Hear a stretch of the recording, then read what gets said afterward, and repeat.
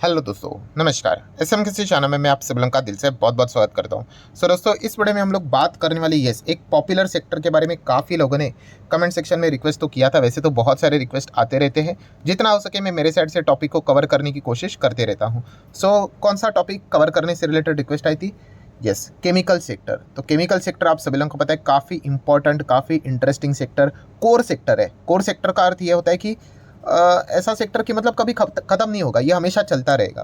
क्योंकि केमिकल अगर देखा गया हर चीज़ में इस्तेमाल होता है, हर चीज़ मतलब हर चीज़ में। ठीक है, हाँ, उसका स्वरूप अलग अलग होता है, फॉर्मेशन अलग अलग होता है, बट हर एक चीज़ में उसका इस्तेमाल होगा। ठीक है, कपड़ों में बात करें केमिकल रहेगा, डिटर्जेंट में बात करें केमिकल रहेगा, फार्मा में केमिकल रहेगा, फूड में केमिकल रहेगा, रबर में केमिकल रहेगा, प्लास्टिक, हर जगह पे केमिकल है। हर जगह पे मतलब हर जगह पे आप आजू बाजू देखोगे ना, बिल्डिंग मटेरियल देखने को मिल रहा है, उसमें भी केमिकल है। पेंट देखा गया तो इटसेल्फ अ केमिकल। तो हर जगह पे केमिकल रहता है, तो केमिकल का महत्व तो एकदम ही ज़्यादा हम लोग को देखने को यहाँ पे मिल जाता है। हाँ, बट फिलहाल अभी प्रॉब्लम क्या हो गई, एज यूजुअल कि स्टॉक्स यहाँ पे गिरते हुए देखने को यहाँ पे मिल रहे हैं। अभी की बात नहीं है, अच्छा खासा टाइम होते हुए देखने को यहाँ पे मिल चुका है। तो क्या हम लोगों ने डरना चाहिए? बिल्कुल भी नहीं। क्यों? एक्सटर्नल इशू के चलते गिरावट होते हुए देखने को मिल रही है। मतलब जिस तरीके से 2018 में ऑटो सेक्टर गिर रहा था, ठीक है, पूरा सेक्टर गिर रहा है ना दोस्तों, तो मैंने आपको कितनी बार कहा है, आपको डरने की ज़रूरत नहीं है। हाँ, बुरा तो लगता है भाई, सेलिब्रेट करने वाली बात तो थोड़ी ना है। ठीक है, बुरा ज़रूर लगेगा, आप कह सकते हैं 1-1.5 साल खराब कर देता है वो। ठीक है, बट इसका अर्थ ये नहीं कि दी एंड करके, ठीक है, वापस सारी चीज़ें साइकिल की तरह वापस होते हुए देखने को मिल जाती है। ऑटो सेक्टर अभी देख लेना कैसा चल रहा है, अच्छा चल रहा है कि नहीं? तो 2018 से 20 ऐसा लगा था भाई, मतलब 18 से 19 नीचे नीचे जा रहा था, और उसके बाद तो कोविड ने तो तड़का ही लगा दिया। ऐसा लगा तो भाई सब खत्म ही हो जाएगा करके। मुझे आज भी याद है, अशोक लेलैंड कुछ तो 160-170 से 40 रुपये के करीब आया था, 40 रुपये के करीब, उसी के आसपास ऐसा कुछ आया था, जस्ट इमेजिन। तो मतलब इतनी हालत ख़राब हो गई थी। ठीक है, बट इसका अर्थ नहीं कि वो ख़त्म हो गया करके। सिमिलर वे आईटी सेक्टर अभी हम लोगों को देखने को आप मिल रहा था। अगेन कह रहा हूँ, एक जब पूरा सेक्टर नीचे जाता है ना दोस्तों, प्रोवाइडेड, मैं अगेन कह रहा हूँ, वो सेक्टर अच्छा होना चाहिए। ऐसा नहीं कि कोई तो खराब सेक्टर है किधर भी चले जाओ करके। ठीक है, सेक्टर अगर अच्छा है, कोर सेक्टर है, इंपॉर्टेंट सेक्टर है, तो ये साइकिल की तरह चीज़ें चलती है। फार्मा सेक्टर भी देख लेना नीचे है कि नहीं। ठीक है, तो केमिकल का तो इन्वॉल्वमेंट फार्मा में भी होता है। ठीक है, तो ओवरऑल अगर देखा गया तो इस प्रकार की साइकिल वाली चीज़ें हमेशा चलती रहती है। फाइनेंस नहीं चल रहा, अभी धीमे धीमे करके थोड़ा बहुत चलना स्टार्ट किया है। ठीक है, तो ये चीज़ें हम लोग को हमेशा देखने को यहाँ पे मिल जाती है। आज जो सेक्टर टॉप पे है वो हमेशा टॉप पे नहीं होगा, उसका भी बॉटम साइकिल आ जाएगा। ठीक है, आज जो बॉटम पे है वो भी टॉप पे चला जाएगा। ये पॉइंट हम लोग को समझ में यहाँ पे आना चाहिए। मतलब कंक्लूजन पहले क्या निकला कि केमिकल सेक्टर कोई बर्बाद नहीं हुआ है, ये पहले पता होना चाहिए। नेक्स्ट अगर हम लोग बात करें तो भाई थोड़ा बहुत रीज़न पता होना चाहिए। देखिए, रीजंस काफ़ी सारे अलग होते हैं, क्योंकि केमिकल वाली जो कंपनियां ना, डिफरेंट डिफरेंट टाइप की कंपनियां होती है। ठीक है, ऐसा नहीं कि ये कंपनी XYZ कंपनी केमिकल की है, ABCD कंपनी केमिकल की है, तो दोनों को कंपेयर करो, नहीं। अलग अलग स्वरूप वाले केमिकल कंपनी होते हैं। बट अगर एक बेसिक पॉइंट में आपके सामने रख दूँ तो काफ़ी सारे केमिकल कंपनीज में प्रॉब्लम क्या हुआ था। देखिए, पहले तो सेक्टर एकदम कमाल किया, एकदम ज़बरदस्त रिटर्न्स दे दिए। ठीक है, एंड उसके बाद कैसे पीक पे पहुंचने के बाद कुछ तो ड्रामा चाहिए, कुछ तो रीज़न चाहिए प्रॉफिट बुक करने का। सेम IT में हुआ वैसे ही। मतलब जो वेस्टर्न कंट्रीज़ है, यूरोपियन कंट्रीज़ है, वहाँ की अगर हम बात करें दोस्तों, तो वहाँ पे हम लोग को स्लो डाउन देखने को मिल गया। आप देख सकते हैं यहाँ पे UK की हालत देखिए रिसेशन में, जर्मनी ऑलमोस्ट रिसेशन की इसमें देखने को मिल रहा है। तो वहाँ से क्या हो जाता है, डिमांड कम होते हुए देखने को यहाँ पे मिल रहा है। तो डिमांड कम, ठीक है, तो इनका बिजनेस कम। ऊपर से चाइना की बात करें, वो दिक्कतें हम लोग को देखने को मिल रही थी, उसके चलते प्राइजेस कम होते हुए देखने को मिले थे। तो ये सारे फैक्टर एक साथ आ गए। बट ये कोई इंडिविजुअल कंपनी का मसला नहीं है। ए कंपनी की दिक्कत है तो बी की भी है, बी की है तो सी की भी है, XYZ की भी है। हर किसी कंपनी का सेम हम लोग को दिक्कत देखने को यहाँ पे मिल रहा है। हाँ, अभी जिन कंपनीज का बिजनेस यूजुअली इंडिया से रिलेटेड ही ज़्यादा जुड़ा हुआ है, वो कंपनीज को इतना फर्क नहीं पड़ रहा है जितना कि बाकी कोर कंपनीज को फर्क पड़ते हुए देखने को यहाँ पे मिल रहा है। ओवरऑल इससे आउटकम क्या निकलता है? आउटकम ये निकलता है भाई, बिजनेस बोला तो प्लस माइनस हमेशा होते हैं। कभी भी बिजनेस स्मूथ नहीं चलेगा, किसी भी फील्ड में आप देख लेना। ठीक है, हर दिन आपका सेम जाता है कि नहीं जाता, कभी अच्छा जाएगा, कभी बुरा जाएगा, कभी बहुत अच्छा जाएगा, कभी बुरा, बहुत बुरा जाएगा। क्रिकेट का भी एग्जांपल ले लो।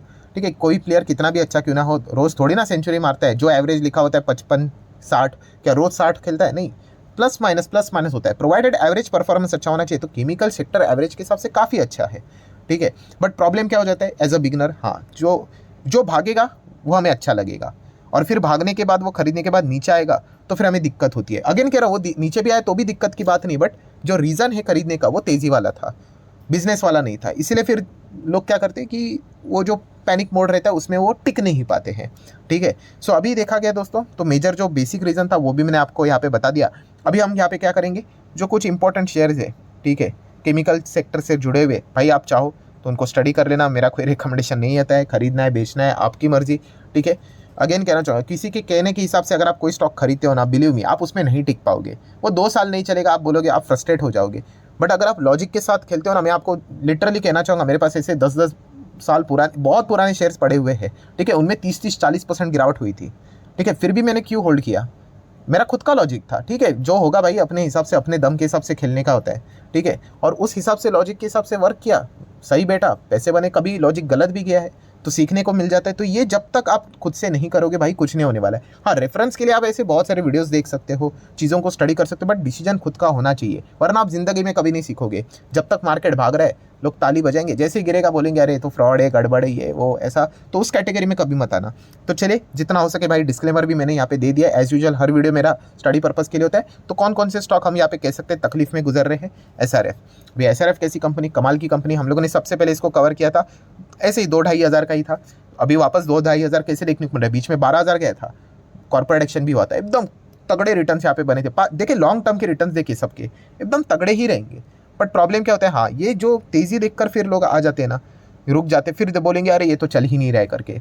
याद रखना, वो इंजन ओवरहीट हो गया भाई, उसके बाद वो रुकेगा। ऐसा फिक्स रूल ऐसा नहीं होता है, ठीक है, बिजनेस है तो भाई वो ऊपर भी जा सकता है, और अगर मल्टीपल बिजनेसेस मिले तो। बट एक नॉर्मल जनरल बात मैं बता रहा हूँ, मैक्सिमम लोगों के खरीदने का रीज़न ही यही होता है कि वो अच्छा भाग रहा है, चलो खरीद लो करके।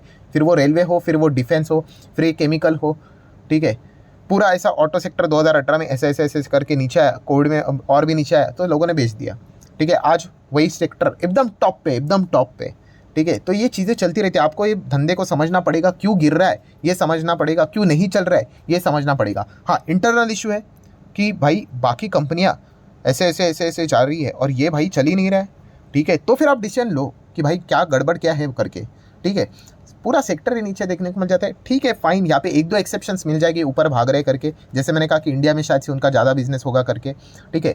तो आप देख सकते हो SRF अच्छी कंपनी। अभी प्रॉब्लम क्या है, इतना गिरा भी कुछ भी नहीं है। हाँ, शॉर्ट टर्म वालों को तकलीफ होगी, मतलब टॉप से अगर हम लोग कैलकुलेट करें तो यहाँ पे आपको ऐसे 15-20% की गिरावट देखने को मिल जाएगी। ये तो मैं प्रॉपरली भी कैलकुलेट नहीं कर रहा हूँ, अगर आप टॉप से ऐसे कैलकुलेट करोगे तो वो गिरावट नज़र आ जाती है। कंपनी खराब है नहीं, एकदम तगड़ी कंपनी, 1970 से कंपनी काम करते हुए देखने को यहाँ पे मिल जाती है। 70,000 करोड़ का मार्केट कैप है, शेयर होल्डिंग पैटर्न भी एकदम सब कुछ बढ़िया ही है, ये देखो सब बढ़िया है, ठीक है। बट जैसे स्टॉक नहीं चलेगा, देखिए शेयर होल्डिंग पैटर्न धीमे धीमे करके कम हो जाती है, तो उस कैटेगरी में हम लोगों ने यहाँ पे नहीं आना है। नेक्स्ट अगर बात करेंगे दीपक नाइट्रेट, ये भी एकदम कमाल की कंपनी। आप मेरे पुराने वीडियोस देखो, वहाँ पे आपको मिल भी जाएंगे। वो शायद से कौन सा वीडियो था मुझे याद भी नहीं, काफ़ी लोग पूछते पोर्टफोलियो बिलो 500 करके, कि 500 से सस्ते वाले स्टॉक कौन से।